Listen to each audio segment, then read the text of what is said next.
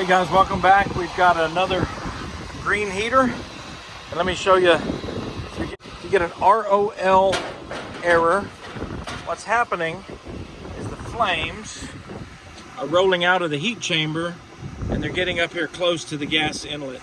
So there is a device right there that is temperature sensitive. Looks like this. And on the back you can see that little piece here. If that gets hot, it trips and this goes out. It gives you an ROL error. So if that's what you got, just replace it. But also you might want to take the top off here and clean out this area here. It may be filled with leaves or something like that.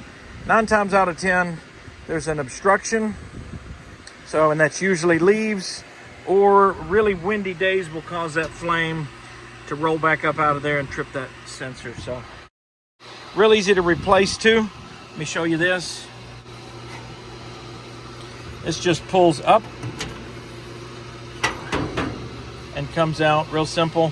It's got those 2 notches there that it catches in the wall. So